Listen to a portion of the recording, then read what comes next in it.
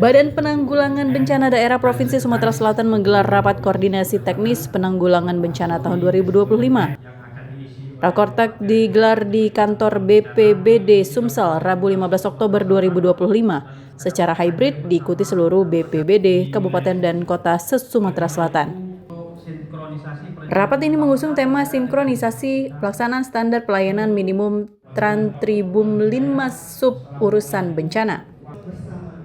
Kepala Pelaksana BPBD Sumsel M. Iqbal Alisyahbana menyebutkan Rakortek bertujuan untuk menyamakan persepsi antara pusat, provinsi, dan daerah dalam penanggulangan bencana. Menurut Iqbal, koordinasi yang kuat dibutuhkan agar ke depan tidak terjadi tumpang tindih tugas antara BPBD pusat maupun daerah, sehingga penanganan bencana dapat dilakukan secara cepat, tepat, dan terkoordinasi.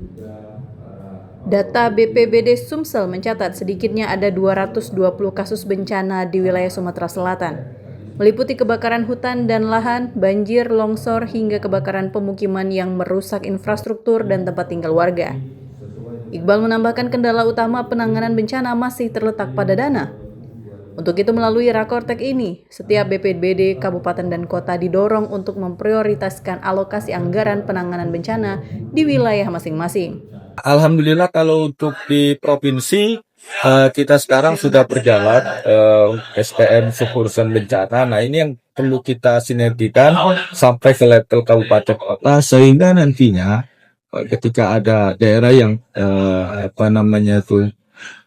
terjadi bencana, nah ini masyarakat bisa merasakan penanganan yang tepat dan juga standar tadi. BPBD Sumsel berharap Rakortek ini mampu memperkuat sinergi dan kolaborasi antar daerah agar penanganan bencana di Sumatera Selatan semakin siaga, sigap, dan terpadu. Dari Palembang, Bambang Irawan, iNews melaporkan.